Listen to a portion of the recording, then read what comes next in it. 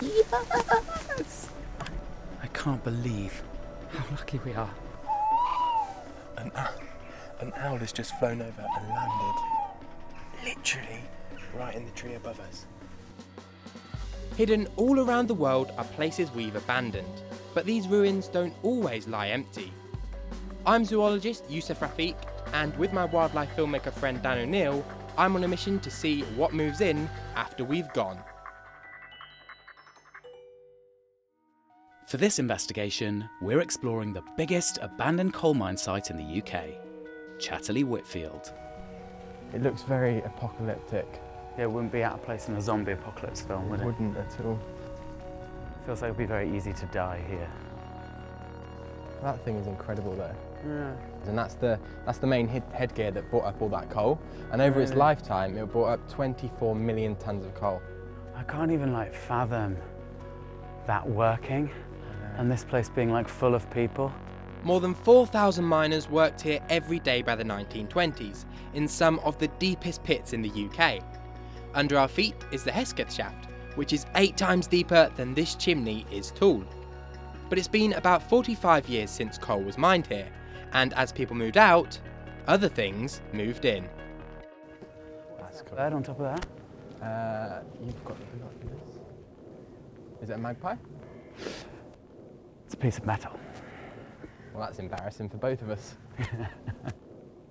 I mean, these places are amazing for birds of prey because you see these broken windows, all bits of iron, really tall structures, especially the chimney, perfect vantage points for falcons, hawks, owls to sit. There's a bunch of crows up there already. I just hope we get to see them because the weather's not ideal, which means this will be a bit of a treasure hunt. Okay, I'm almost certain that over there is a tiny, tiny owl. And if it is a tiny owl, it could be a little owl. And I've never seen one of those before. So I think we should set up a hide just over there in front of this building. Because it's flown into this tiny little hole at the end of this building here. And fingers crossed if we do that, we might see it really close up. While I settle down with my camera, Yussef is off exploring. Oh wow, okay, so we've got an old mine cart here, and this would have been used to transport the coal and dirt around the mines. But over here, we've got what's known as a man rider. So this would have been used to transport the men underground along those tracks, and it looks pretty cramped, so you can just imagine what the conditions would have been like. But it's quite cool to see one because most of them were actually left underground because it just wasn't economically viable to bring them all back up. And these things would have been powered by a battery, but before that, they would use ponies to pull these carts along. So that's an incredible fact, to be honest, that they actually had ponies underground working, and they had special stables that they kept these ponies in, and sadly, they only actually used to bring them up once a year for an annual holiday. Here we are, in the hide. But now we just play the waiting game, because little owls are by far our smallest owl. And they only stand at 20 centimetres tall. But even being 20 centimetres tall, you wouldn't believe this, but apparently anecdotal evidence of people saying that they can catch rabbits. And that will be because they have incredibly strong tarsal bones. Their grip bones are really, really powerful for such a tiny little bird. I mean, one thing that we do have on our side is, unlike many other species of owl, little owls do actually come out in the day. Come on, little owl. So up there, grown out of the side of the building, is a buddleia plant, also known as the butterfly bush. Gets the name because butterflies absolutely love it. And I've actually spotted quite a few around the site. And during the summer, you can actually see a few of those purple flowers. During the summer, there'll be a lot more, and I imagine this place is absolutely teeming with butterflies. You can also see in that third window there's a green chair, and that chair is where the operator would have sat, but that chair hasn't been moved since the 1970s when this place closed down. I'm actually really enjoying myself out here.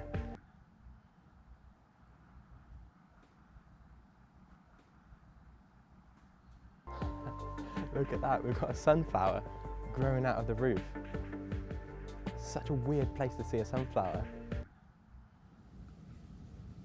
This is what you have to expect when sitting in a height and filming with a long lens.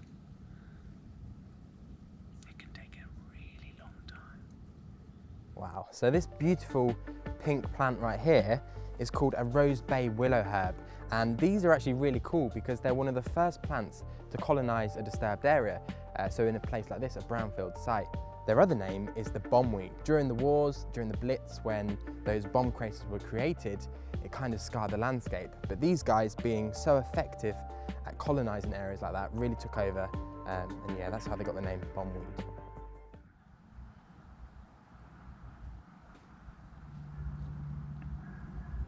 Oh, I think he's coming out. He's coming out. Oh my God.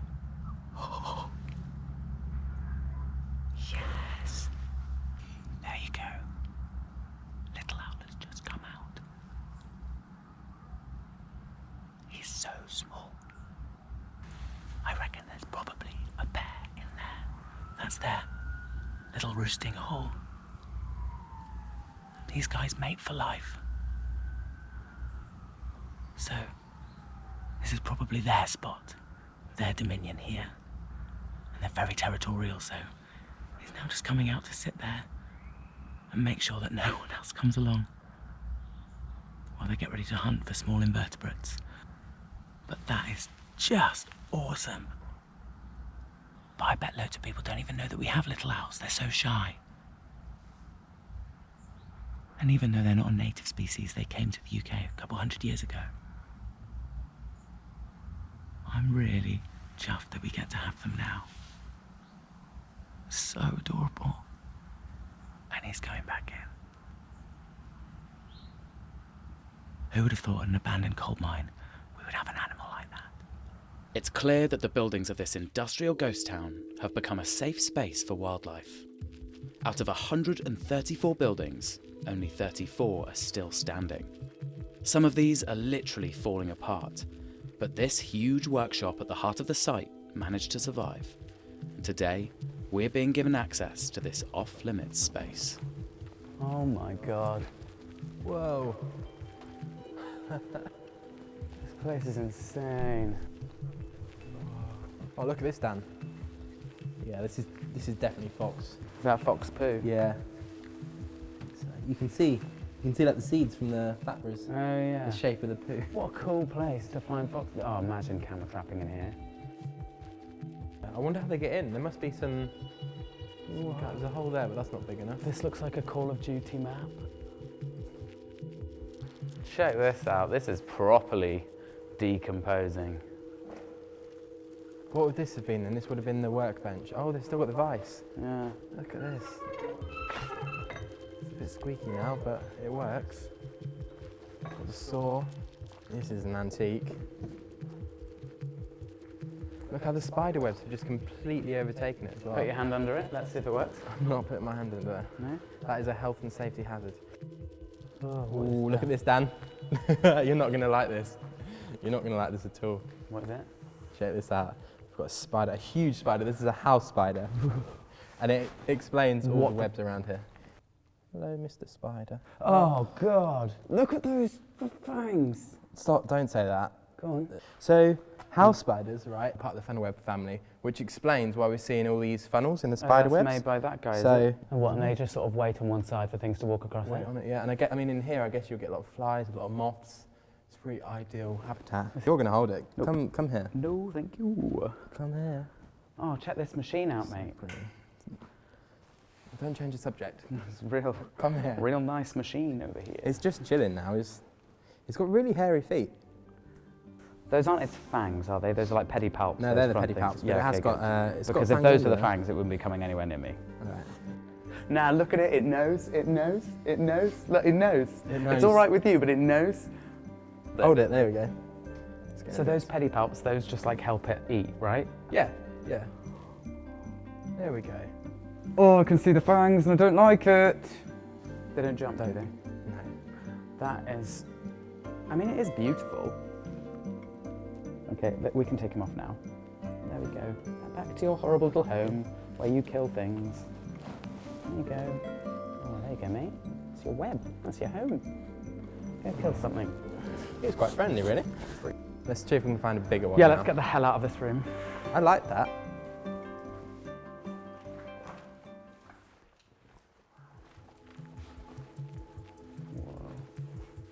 Hey, look at this. Do you know what this is? Oh, that's one of the oxygen things. Yeah. Yeah. So it would have had another section on top of here. Yeah. And every miner would have one of these. And there'd be a cap here. And if something went wrong in the mine, he'd put his mouth against it. And it would give him 30 minutes of oxygen to try and find his way out. The worst part was, though, that because the chemical reaction that made the oxygen was so hot, when they needed to use it for the half an hour, it would burn their tin and give them horrible blisters. That's so scary. Imagine being in that situation. I know. Oh, God. Terrifying. 30 minutes of oxygen. Makes your skin crawl, doesn't it? Wherever we look, there are clues about the past. But the time capsule that is now Chatterley Whitfield is actually much bigger than it seems from the inside. The 20 hectares surrounding it all used to be part of the colliery. There was a railway here, and this hill was a slag heap made up of all the waste from the coal mine. It was once said to be the tallest man-made structure in Europe. It's now been rewilded, and this long grass here makes for a perfect hunting ground. We just saw a kestrel fly over and land on this little building up here. And it looks like it's probably a male because it's got a silvery head. Habitat here is really good for these guys because as a brownfield site, this has pretty poor nutrient soils, which is really good for grasses because that poor nutrients means that it's hard for dominant species to take hold. And those diverse grasslands attract diverse insects and invertebrates, which in turn attracts small mammals as well. And this guy is probably hovering around, searching for those during the day, and now he's just come in to roost. I used to be a falconer, and the reason I became one is because when I was a real young kid, I read a book about a boy who finds a kestrel in an old abandoned building. And it kind of set me on the course of becoming a falconer. So it's nice to see one here, an abandoned building, just like that. There's a branch there. Right. It's stakeout time. And we're looking for badgers, and I've really got my fingers crossed that we're going to see one. I mean, they do come out at night because that's the time when they come out to forage and find food. So badgers will eat things like worms. I mean, they eat a lot of worms. They can eat hundreds in a night. Small mammals, fruit, vegetation. They're really not fussy. I really want to see something cool so I can rub it in Dan's face because he's probably watching barn owls right now as we speak. Where are you, little owl? Just scanning these broken windows, looking for our beautiful barn owl friend. He's not come out yet, but apparently this is around about the time he likes to come out. I have always loved owls because of their fantastic hearing and the way that when they fly, it's completely silent, so they cause no disturbance and make no sound to give them the best chance of catching prey. And that's actually because of an incredible adaptation on their feathers. Their feathers curl in at the edges, which creates a kind of serrated wind tunnel that stops the wind from making that really loud sound. But it has a problem as well, which is another reason why they love places like this. Because barn owls, and all owls that have this same curled in feather structure, get really, really wet when it rains and get really waterclogged. So they love buildings where they get complete and total protection from the rain. So places like this, these old abandoned buildings, are actually completely perfect habitat for owls. You'd never think it. It was amazing. I just saw a flash of white in there. Keep our eyes peeled. I think you're in there somewhere, aren't you, Mr. Owl? Where are you? An owl has just flown over and landed literally right in the tree above us. You can make out his warm body. So this is a tawny owl. Oh my god, there's another one over there. So this is a tawny owl, and we can tell it's a male from the call it's making. I can't believe it. He is so close.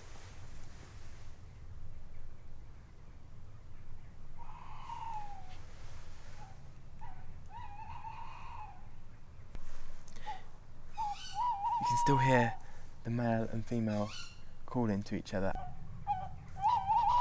So that much raspier male call that we could hear behind could possibly be a juvenile. It takes them a little while to get that vocal call nailed down and sorted properly. So something else just flew in. I think we've got two in the tree now. We are surrounded by tawny owls. This is absolutely incredible.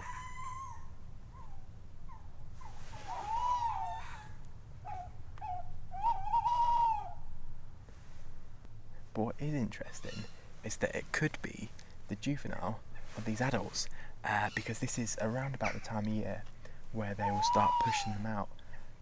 Because these are territorial birds, they will be calling at this to communicate, so to pair up, but also to tell each other that this is my territory. But I really love how you can so easily hear the difference between that female and that male. Perfect timing. Right, I think they've just left now, and it's probably time for us to do so too. Time is getting on a little bit. Unfortunately, we didn't see any badgers. It was a bit of a long shot anyway, but I think it's hard to argue that we didn't have an absolutely amazing time. I don't think I've ever been this close to a group of wild tawny owls. It was literally just sat in that tree right above us. Got him. Just about to give up. We're literally about to leave. Yes! Oh, God, it's so amazing. So it's like when it turns to one side, it's kind of ghostly and you can barely see it, and then it twists its head and looks right at us, and those giant, great big like heart-shaped face and those black eyes. Because it's so ghostly and white, and it has those kind of really deep-set, dark, forward-facing eyes. It's been known to be called the ghost owl, or even the death owl. I can't believe how lucky we are. God, we've been waiting here for hours. We came up here, saw a little kestrel friend, hoping to see this guy. Nothing. And then there was a flash, just a kind of like the wings had obviously come up as he was going into this building, and then disappeared, and we sat here for hours waiting for this moment.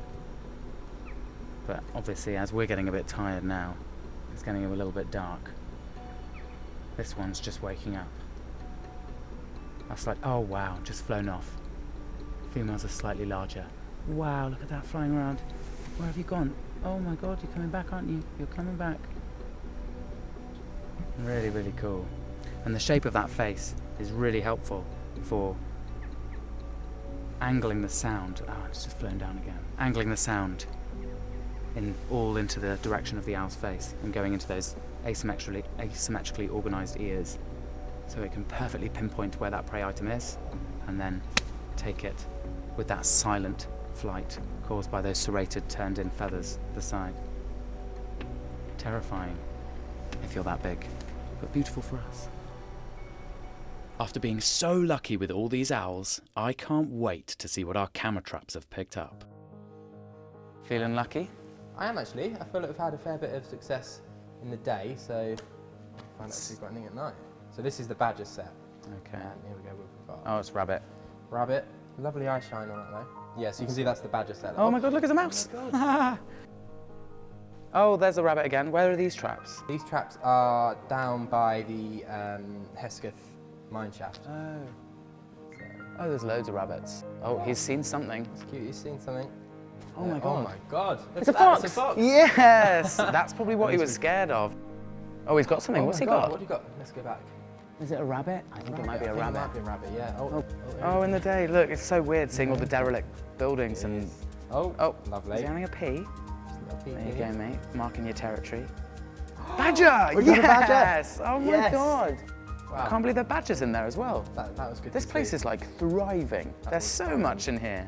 How does Was that inside a building, that one? Yeah, yeah. Was it inside here? It looked like it was in here. Was that in this building? I can't.